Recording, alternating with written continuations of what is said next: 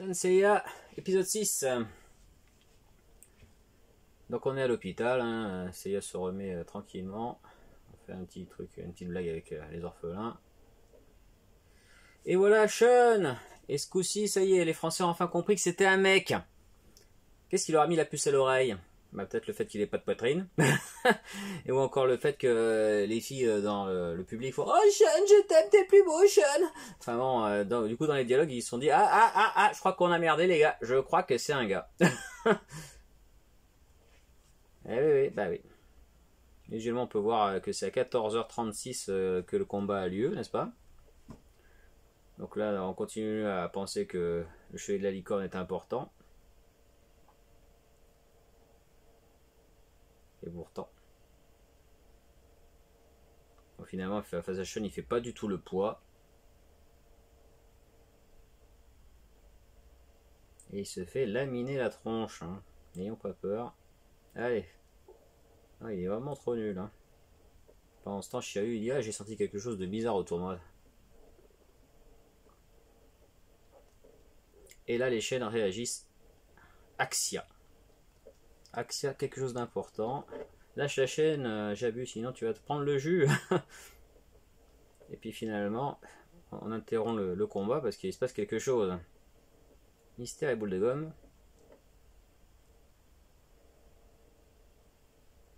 Et là, c'est quand même vachement fortiche parce que du coup, c'est à l'intérieur de la Pandora Box.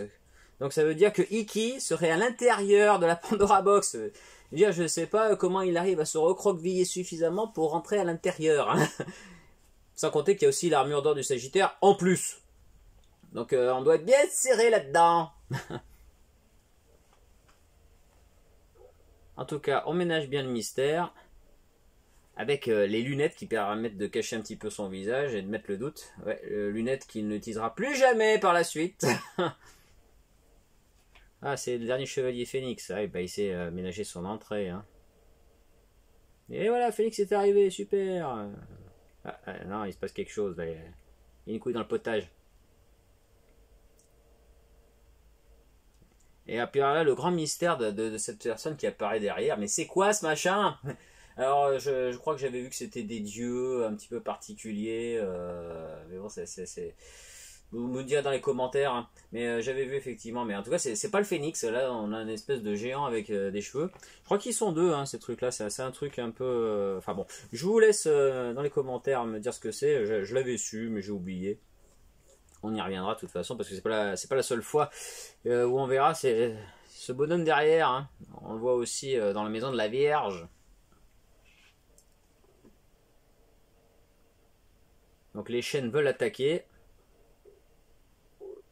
Et là c'est Shiryu qui dit à Sean, non mais c'est ton frère, hein, c'est Iki, qu'est-ce que tu dis? Du coup petit flashback, on se rappelle effectivement qu'ils ont été séparés enfants, mais on n'a pas trop les détails, hein, on voit juste un petit peu, un peu de feu, un peu d'enfer, là on saura plus tard ce qui s'est réellement passé. Voilà. Et du coup Iki attaque Sean. Il dit mais qu'est-ce que tu fabriques? Et puis enfin, il laisse ses lunettes et le doute n'est plus permis. J'en ai assez de te voir tout le temps pleurnicher. Et bon, c'est Henri Janik hein, qui doublera Iki. Là aussi on a un petit peu de clignotant comme on le voit. Ouais, vous voyez là, ça clignote là. Un coup c'est noir, un coup c'est blanc. Ils aiment bien faire les raccords comme ça. Et là, par contre, on a bel et bien le phénix derrière, oui. Et donc, on finit l'épisode sur le pied d'Iki. Ah, voilà. C'est pas le pied, hein. Donc, épisode 7, on repart un peu en arrière parce qu'on va aller immédiatement avec le coup de pied. Hein, donc, il faut enchaîner. Et là on voit bien la grande différence de design entre les deux épisodes, hein, parce que forcément quand on passe de ce qu'on a récupéré sur l'épisode précédent à la suite directe, voilà, et ben là ça choque, hein. Dégage-toi, mais dégage-toi. Alors là un gros problème en français, c'est Marc François qui parle à la place d'Iki et qui dit dégage-toi, alors n'importe quoi là. Vous avez fumé la moquette les gars.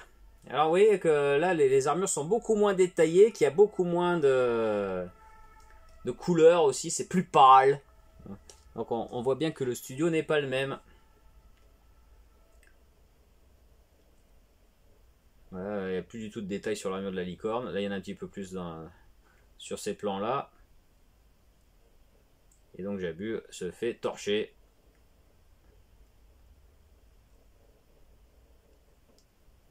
Et donc là on va voir un petit peu plus du passé de Ikki. Et là on sait ce qui se passe. Donc à l'époque, il a choisi d'aller sur l'île de la Reine Morte à la place de son frère. Et il prenait sa défense parce que Shun était un petit peu plus timide.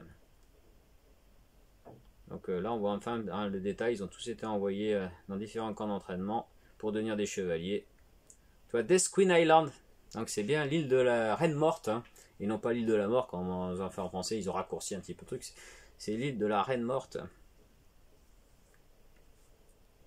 Et puis on voit aussi un petit peu la méchanceté de Tatsumi. Je trouve que franchement il s'en sort bien parce que Ikki a promis qu'il se vengerait et il se venge gentiment, hein. Vu ce qu'il lui a fait Tatsumi, bah, putain moi je l'aurais mis en... J'aurais éparpillé partout façon puce hein, en revenant. Donc il s'en sort bien, hein. Donc là du coup il y a le chevalier du loup qui se joue aussi. Mais lui tu vois, il sort bien de derrière la Pandora Box, pas de dedans. Faut pas déconner, hein, parce que l'épisode précédent, on voulait nous faire croire qu'il y avait Ikki plus l'armure d'or qui rentrait dans la Pandora Box. Non, mais ça va, faut peut-être pas pousser. Hein. Donc il fait un petit peu le malin, mais enfin, lui c'est vraiment le... Comme le petit lion, il fait que passer. Alors, l'illusion du phénix qui est assez soft, hein, parce que dans le manga, c'est beaucoup plus gore que ça, il est carrément réduit à l'état de squelette. Là, c'est juste son armure qui est pétée. On censure, on fait ça gentillet, hein. Ça sera pas toujours le cas. Mais là, on y est allé mollo. Hein. Ça déchire juste son armure. C'est pas bien méchant. Donc, le résultat est le même. Victoire de Phoenix. Donc il a foutu un petit coup à Tatsumi histoire de rappeler le bon vieux temps. Mais il s'en sort très très bien. Hein. Franchement. Donc là, il montre bien sa supériorité à tout le monde. Et puis là, il y a les phénix noirs qui arrivent. Alors, ce qui est important sur les phénix noirs, parce qu'on peut se demander, mais comment ça se fait qu'il y a autant de phénix noirs? Pourquoi il n'y en a pas qu'un? C'est tout simplement parce que en fait, les plans des armures de bronze ont été volés. Et sur le continent de Mu, je sais plus, ou le continent de la Reine Morte, bref. Du coup, ils ont fait plein de copies des armures noires du phénix, parce que c'était l'armure la plus puissante, dont ils avaient eu les plans, on sait pas comment. Et du coup, ils ont fait plein de fausses copies de phénix noir. Donc c'est pour ça, c'est comme du Made in Taiwan, hein, du Made in China. Comme c'est ça qu'ils avaient les plans, et ben, ils ont fait en masse des chevaliers noirs du phénix. Du coup, ceci explique cela. Par contre, les armures noires, elles n'ont pas les capacités des armures de bronze. Donc il n'y a pas question de régénération pour les armures des phénix noirs, bien entendu. Et là, ils se décident à voler l'armure d'or, toujours dans une belle mise en scène. Et donc c'est la première fois qu'on voit l'armure du Sagittaire dans sa version première, parce que là aussi on en reparlera en temps utile, mais bon, l'armure du Sagittaire c'est tout un roman, c'est une belle histoire, c'est un beau roman. Voilà, et après la lumière, on la voit en fait dans toute sa splendeur, la flaque du Sagittaire. Ah, je te poursuivrai et partout et je récupérerai l'armure d'or, je vais pas t'en tirer comme ça. Ah. Alors le prochain épisode, le 8, c'est une masterclass en matière de erreur de la version française. On a tout dans le prochain épisode.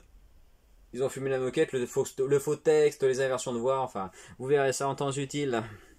As-tu déjà ressenti ta cosmo-énergie ?